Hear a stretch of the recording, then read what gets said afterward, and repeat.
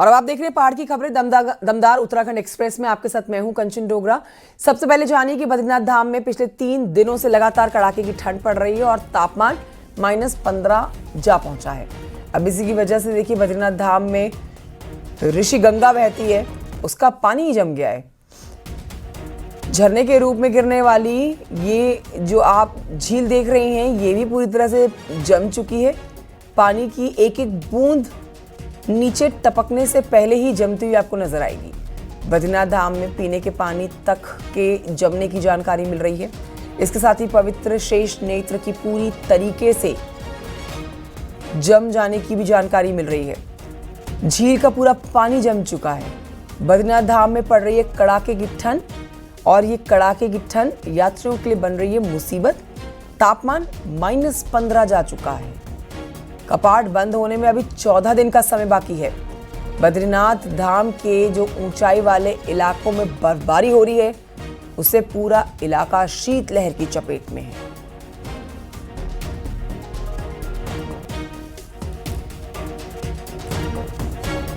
नवंबर के दूसरे सप्ताह में पहाड़ों में तेजी के साथ ठंड की दस्तक बढ़ने लगी है। इस समय हम ऋषि गंगा के उस झरने के ठीक नीचे खड़े हैं जो इस समय पूर्ण तरीके से जम चुकी है। जहां भी पानी की जो बूंद है वो टपक रही है वो बर्फ का रूप ले रही है। इसी तरीके की तस्वीरें तमाम ऊंचाई वाले इलाकों में जो 3000 से 4000 फीट की ऊंचाई पर स्थित है, इसी तरीके की तस्वीरें निकलकर सामने आ रही हैं। चाहे माणा घाटी हो या नीति घाटी, इसी तरीके की कड़ाके की ठंड के बीच अब धीरे धीरे प्राकृतिक झरने जमने लगे हैं और आने वाले कुछ दिनों में और तेजी के साथ ये तापमान पहाड़ों में गिरता चला जाएगा, क्योंकि सूखी ठंड लगातार पहाड़ों में बढ़ती चली जा रही है। बद्रीनाथ धाम की अगर बात करें तो यहाँ पर तापमान निरंतर गिर रहा है। 14 डिग्री, 15 डिग्री और कभी कभी सुबह का तापमान 16 डिग्री तक नीचे गिर रहा है। तो कहीं ना कहीं अब पहाड़ों में जो ठंड है वो बढ़ गई है और धीरे धीरे इसका असर अब मैदानी इलाकों में भी दिखने लगेगा, जब कोहरे की चादर धीरे धीरे मैदानी इलाकों में बिछने लगेगी। नितिन सेवाल, न्यूज 18, ऋषि गंगा, बद्रीनाथ धाम।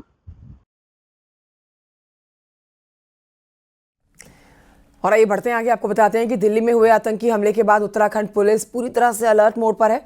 देहरादून में पुलिस ने पीएससी के साथ मिलकर शहर और देहात दोनों इलाकों में फ्लैग मार्च किया। लोगों को सुरक्षा का भरोसा दिया गया है। सतर्क रहने के संदेश दिए जा रहे हैं। प्रेमनगर, पटेल नगर, राजपुर, कोतवाली के साथ ही ऋषिकेश इलाकों में फ्लैग मार्च निकाला गया है। इस दौरान पुलिस ने अपील की है कि कोई भी संदिग्ध व्यक्ति नजर आता है तो तुरंत पुलिस को खबर करें। साथ ही अफवाहों से दूर रहने की सलाह दी गई है। दिल्ली हमले के बाद पुलिस भीड़ भाड़ वाले इलाके में चेकिंग अभियान चला रही है। रेलवे स्टेशन, बस अड्डे, मॉल, भीड़ भाड़ वाली जगहों पर डॉग स्क्वाड्स के साथ तलाशी अभियान चल रहा है।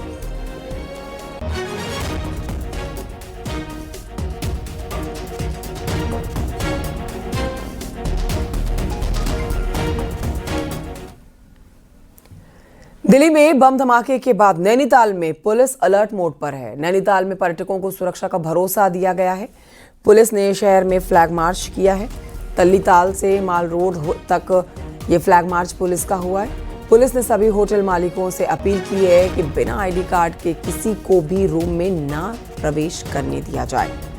फ्लैग मार्च के दौरान सभी पुलिस कर्मियों को निर्देश दिए गए हैं कि कोई भी संदिग्ध दिखे उससे पूछताछ करें और जानकारी दें। नैनीताल जैसे शहर में बड़ी संख्या में पर्यटक आते हैं तो ऐसे में यहाँ पर सुरक्षा और बढ़ा दी गई है।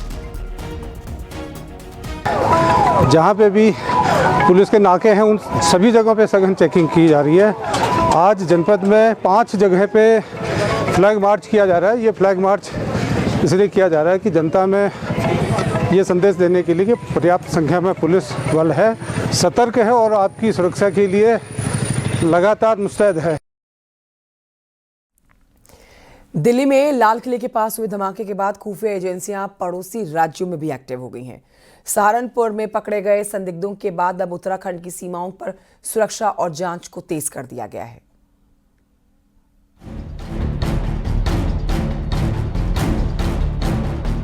दिल्ली धमाके के बाद गिरफ्तार संदिग्धों के तार सहारनपुर और उसके आसपास के इलाकों से जुड़ते दिख रहे हैं। यही वजह है कि अब इंटेलिजेंस एजेंसियां उत्तराखंड यूपी बॉर्डर पर पूरी सतर्कता से नजर बनाए हुए हैं। देहरादून और हरिद्वार की सीमाएं सहारनपुर से सटी हैं, जहां पिछले कुछ वर्षों में बाहरी आबादी और औद्योगिक विकास तेजी के साथ बढ़ा है।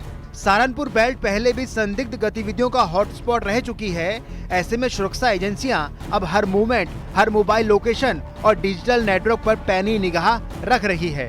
मॉड्यूल पकड़ा गया है, देवबंद में भी पहले घटनाएं होती रही हैं। हमेशा हमने देखा है हमारी हर की पैड़ी कांवड़ मेला पहले से आतंकवादियों के निशाने पर रहे हैं। सर्टेनली ये उत्तराखंड के लिए अलर्ट होने की बात है और अलर्ट होने की जरूरत है। वही पुलिस मानती है कि सीमित संसाधनों और कर्मियों की कमी के चलते वेरिफिकेशन ड्राइव अक्सर अधूरा रह जाता है। कई बार अन्य राज्यों से रिपोर्ट न आने की वजह से संदिग्ध पहचान में चूक भी हो जाती है।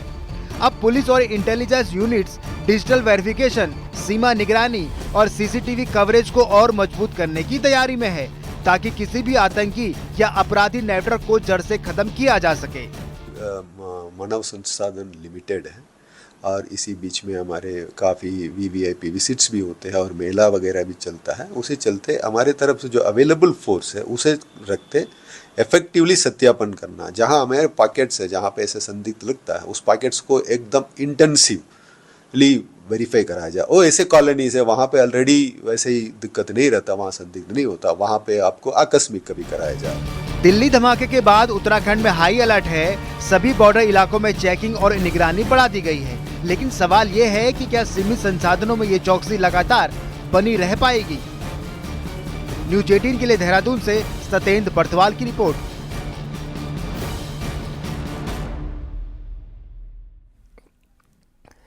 अल्मोड़ा की चौकुटिया के बाद अब भिकियासेन में लोगों में दहशत। बदहाल स्वास्थ्य व्यवस्था को लेकर आंदोलन शुरू हुआ है। यहां पर लोगों में गुस्सा है। ग्रामीण पिछले 4 दिनों से क्रमिक अनशन पर बैठे हैं। लोगों का कहना है कि बदहाल स्वास्थ्य को लेकर कई बार ज्ञापन दे चुके हैं वो, लेकिन कोई सुनने वाला नहीं है। अनशन पर बैठे लोगों का कहना है कि अगर स्वास्थ्य व्यवस्था ठीक नहीं हुई तो आंदोलन उग्र हो जाएगा। चौकुटिया में पिछले 1.5 महीने से आंदोलन जारी है और उसके बाद सीएम धामी ने वहां पर बेहतर स्वास्थ्य व्यवस्था का आश्वासन दिया है। अस्पतालों में बेडों की संख्या बढ़ाई गई है और तकनीक भी बढ़ाई गई है। एक्सरे मशीन्स लगाई गई है। अब उसी की तर्ज पर, चौकुटिया की तर्ज पर ही भिकियासेन में, अल्मोड़ा में लोगों का प्रदर्शन शुरू हो चुका है। सीएम धामी होश में आओ, होश में आओ, होश में आओ। मंत्री उत्तराखंड देहरादून द्वारा उप जिलाधिकारी महोदया यहाँ पर हमारे आंदोलनकारी साथी जो है वो लगातार अनशन पे बैठे हुए हैं और अनशन पे इनको आज 4था दिन हो चुका है। ऑपरेशन स्वास्थ्य के तहत स्वास्थ्य सुविधाओं की बेहतरी के लिए बैठे हुए हैं। स्वास्थ्य सुविधाओं की बेहतरी को लेकर, सीएचसी के मानक पूरे करने को लेकर भिकियासेन में ये आंदोलन चल रहा है। जो आंदोलन हुआ था उसमें एक सहमति पत्र इन्होंने बनाया था कि ये मांगे हम आपकी पूरी कर रहे हैं, लेकिन उसके बाद भी वो मांगे पूरी नहीं हुई। हमारी महिलाएं रामनगर जा रही हैं, यहाँ से रोड बहुत खराब है। महिलाओं को, गर्भवती महिला यहाँ पे आके धरने में बैठ रही हैं। 4-4 महीनों की बच्चों को लेकर महिलाएं यहाँ पे धरने में बैठ रही हैं, क्योंकि कोई सुविधा यहाँ पर उपलब्ध नहीं है। रिपोर्ट 10-10 दिनों में आ रही है और जो अल्ट्रासाउंड भी हो रहा है वो महीने में एक बार हो रहा है। सरकारी स्कूलों में मिलने वाले मिड डे मील में सर्दियां आते ही अंडा गायब हो जाता है। सरकार की तरफ से हर बच्चे के लिए 11 रुपए मिड डे मील का और 5 रुपए अतिरिक्त भोजन के लिए मिलता है। अतिरिक्त पोषण बच्चों को मिले, इसके लिए सरकार धनराशि जारी करती है। लेकिन सर्दियों में अंडा महंगा हो गया है, जिसकी वजह से मिड डे मील की थाली से अंडा भी गायब हो गया है। हालांकि टीचर्स का कहना है कि वो बच्चों को केला और गुड़ देकर उनकी भरपाई कर रही है। ऐसे में अब पोषण के लिए मिलने वाले 5 रुपए को बढ़ाने की मांग हो गई है। महंगाई के हिसाब से नवंबर 2025 की महंगाई के हिसाब से 5 रुपये एक बच्चे को जो धनराशि प्राप्त हो रही है वह बहुत ही कम है। इसमें हम खाद्य पदार्थ की जो भी 5 रुपये में वस्तु आ सकती है बहुत लिमिटेड रहेगी। 7-8 साल से 5 ही रुपये है, अतिरिक्त पोषण के मद में आता नहीं है। और इसमें वृद्धि न होने के कारण जब तक 5 रुपये में अंडा मिलता था तो टीचर खिलाते थे। अब चूँकि 5 रुपये में कोई अंडा नहीं मिल रहा है तो हमने उन्हें कहा कि 5 रुपये का जो भी सामग्री मिलती है बच्चों को वो दे दें आप। तो वही टीचर 5 रुपये में जो भी सामग्री मिल रही है उसको खिला रहे हैं अतिरिक्त पोषण के रूप में। मुख्यमंत्री पुष्कर सिंह धामी कैबिनेट ने देवभूमि परिवार योजना को मंजूरी दे दी है और इस योजना के तहत सभी परिवारों को एक यूनिक फैमिली आईडी बनवानी होगी। उत्तराखंड में हरियाणा की तर्ज पर हर परिवार का एक डिटेल डेटाबेस पहचान पत्र तैयार होगा और हर पहचान पत्र का एक यूनिक आईडी नंबर होगा। इसे देवभूमि परिवार योजना नाम दिया गया है, जिसे बुधवार को राज्य सरकार की तरफ से मंजूरी दे दी गई है। सरकार के मुताबिक इससे सरकारी योजनाओं के लाभ में भ्रष्टाचार बंद होगा। योजनाओं का लाभ वास्तविक पात्र लोगों को मिलेगा। आईडी नंबर के जरिए आपको सभी सरकारी योजनाएं दिखाई देंगी, जिसके लिए लाभार्थी पात्र होंगे। कौन कितनी योजनाओं का लाभ ले चुका है, वो अभी और कौन कौन सी योजनाओं का लाभ ले सकता है, ये सब जानकारी एक पहचान पत्र से पूरी होगी।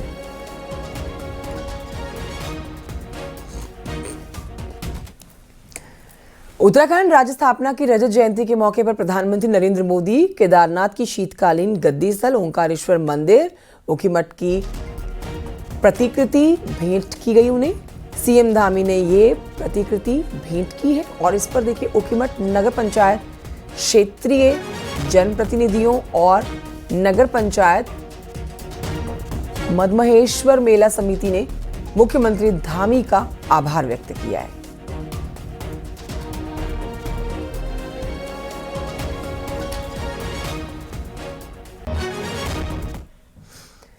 राजधानी देहरादून में अखिल भारतीय वन खेलकूद प्रतियोगिता का आयोजन हो गया है और इस कार्यक्रम में सीएम धामी भी शामिल हुए हैं। इस दौरान सीएम धामी ने सभी खिलाड़ियों को शुभकामनाएं दी हैं। इस आयोजन में देश भर की 42 टीमें हिस्सा ले रही हैं और 3,390 खिलाड़ी मैदान में मौजूद हैं। 700 से अधिक महिला प्रतिभागी हिस्सा ले रहे हैं। परिसर में 2.77 हेक्टेयर जमीन को खेल वन के रूप में विकसित किया गया है। कई प्रजाति के पेड़ पौधे लगाए गए हैं। उत्तराखंड देश का ऑक्सीजन बैंक बन चुका है। इसी स्टेडियम परिसर में 2.77 हेक्टेयर भूमि को खेल वन के रूप में भी विकसित किया है, जहाँ पदक खिलाड़ियों के नाम पर रुद्राक्ष के 1600 से अधिक पेड़ों के साथ ही विभिन्न प्रजातियों के पौधे लगाए गए हैं, ताकि ये स्थल खेल विविधता के साथ साथ हरित विविधता का भी प्रतीक बने। साथियों, उत्तराखंड देश का ऑक्सीजन बैंक और वाटर टावर है। हमारे राज्य का लगभग 71% क्षेत्र वनों से आच्छादित है, जो न केवल हमें स्वच्छ वायु, शुद्ध जल प्रदान करते हैं, बल्कि संपूर्ण उत्तर भारत के पर्यावरण संतुलन को बनाए रखने में भी अत्यंत महत्वपूर्ण भूमिका निभाते हैं। सरोवर नगरी नैनीताल में इस बार बारिश के बाद का सीजन फीका रहा। खास तौर पर बंगाली और गुजराती सैलानियों की कमी ने कारोबारियों की चिंता बढ़ाई। आखिर क्यों नैनीताल से इन पर्यटकों ने मुंह मोड़ लिया है, रिपोर्ट देखिए।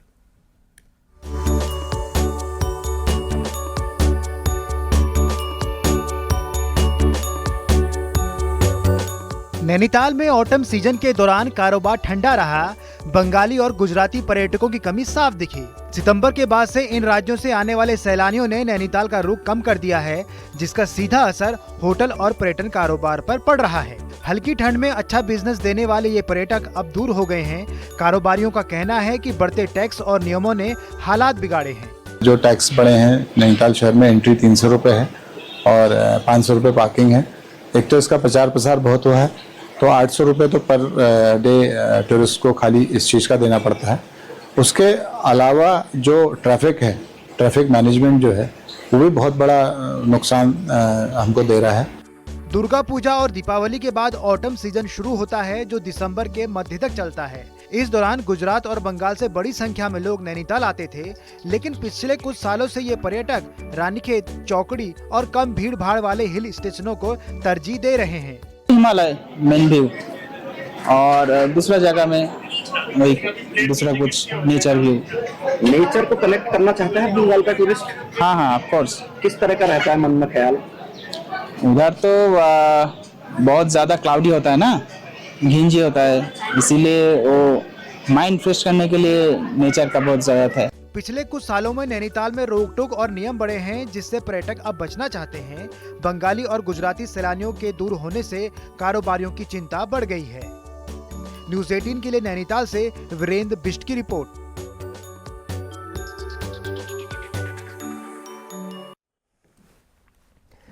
कांग्रेस हाईकमान ने उत्तराखंड में बड़ा उलटफेर करके पार्टी के 3 नेताओं पर दांव खेला है। गढ़वाल कार्ड खेलते हुए कांग्रेस ने पूर्व अध्यक्ष गणेश गोदियाल को फिर से पार्टी की कमान सौंपी है, लेकिन बड़ा सवाल वही बना हुआ है कि 2027 के चुनाव से पहले क्या पार्टी गुटबाजी को थमा लेगी, थाम सकती है? ये बड़ा सवाल है। देखिए रिपोर्ट।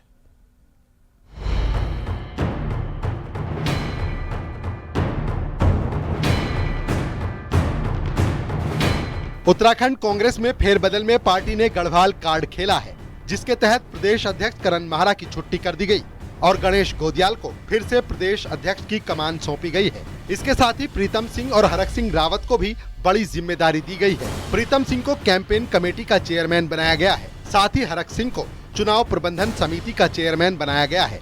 इसके साथ ही सभी जिलों के जिला अध्यक्ष को भी बदल दिया गया है। वहीं मनोज यादव को उत्तराखंड का प्रभारी बनाया गया है। कांग्रेस अध्यक्ष के तौर पर नाम घोषित होने के बाद कांग्रेस नेता गणेश गोदियाल बुधवार को एक एक कर बड़े नेताओं से मिलने पहुंचे। उन्होंने चुनाव के लिए बनी कैंपेन कमेटी के मुखिया प्रीतम सिंह से मुलाकात की और फिर पहुंचे आउटगोइंग अध्यक्ष करण माहरा के घर। इस दौरान बॉडी लैंग्वेज बता रही थी कि गोदियाल नई जिम्मेदारी से खुश है, तो करण मेहरा भी शांत दिखे। मेरा मानना है कि एक ही साल अब इलेक्शन में है, तो इस एक साल के हमारे जो भी तय कार्यक्रम होंगे उनको करने के बाद हम जनता के पास जाएंगे, जनता के से निवेदन करेंगे। मेरा विश्वास है कि साफ मन से किया गया निवेदन जनता के पास वो असर करेगा और जनता हमें आशीर्वाद देगी। अगर आप देखो अभी 1 साल है, पिछले बार 6 महीने पहले चीज़ हुई थी। 1 साल का टाइम मिलेगा गोदियाल जी को काम करने का। कुछ एक नर्सरी मैंने डेवलप की, उसको वो नर्चर करेंगे, मुझे पूरा भरोसा है। उनका नेचर भी ऐसा है। और हरक सिंह जी को भी इस बार आप देखिए महत्वपूर्ण पद दिया है। उनका गढ़वाल में कुमाऊं में दोनों जो कई विधानसभाओं में बहुत अच्छा होल्ड है और उसका फायदा पार्टी को मिलेगा। कांग्रेस में हुए ताजा बदलाव को पूर्व मुख्यमंत्री हरीश रावत ने मंथन से निकला अमृत बताया। करण मेहरा जी ने बहुत शानदार तरीके से काम किया बड़ी विषम परिस्थितियों में, और जो एक लंबा अमृत संगठन सृजन का मंथन हुआ, उस मंथन से ये समन्वयवादी सोच का नेतृत्व जो निकल करके आया है, ये उभर करके आया है, तो ये हमारे लिए सब के लिए अमृत है और इसको हम ये हमको नई शक्ति देगा। अब हरीश रावत रूपी ढोल को जो चाहे वो बजाना चाहे वो मुझको बुला लेगा, मैं वहां चला जाऊंगा, वो हरीश रावत रूपी ढोल को बजाए। वहीं कांग्रेस की नई टीम पर बीजेपी का कहना है कि पुराने लोगों को ही रिपीट किया गया है। देखिए, मुझे ऐसा लगता है कि जो लोग पार्टी में रहते हैं वही रीशफल होकर दोबारा आए हैं। कह सकते हैं जैसे एक इंग्लिश में फ्रेज है कि old wine in a new bottle, या आप कह सकते हैं कि जो पुराने लोग हैं उन्हीं को नई पैकेजिंग करके आज कांग्रेस पार्टी ने अपना नेतृत्व दिया है। और मैं कहूँगी कि अब एक दूल्हा होता है तो उसको समझ आता है कि वो कैसे अपनी बारात को लेके जाएगा, लेकिन यहाँ 3-3 दूल्हे हैं, तो देखते हैं कि किस प्रकार से वो आगे का काम करते हैं। फिलहाल तो गणेश गोदियाल और प्रीतम सिंह के साथ ही पार्टी ने हरक सिंह रावत को भी चुनाव प्रबंधन की जिम्मेदारी सौंपी है। ऐसे में गणेश गोदियाल पर ये बड़ी जिम्मेदारी होगी कि वो सभी को साथ लेकर चलें और पूर्व सीएम हरीश रावत के साथ ही नेता विपक्ष यशपाल आर्य को भी साथ सकें। देहरादून से सत्येंद्र बरतवाल के साथ सुनील नवप्रभात, न्यूज़ 18 देहरादून।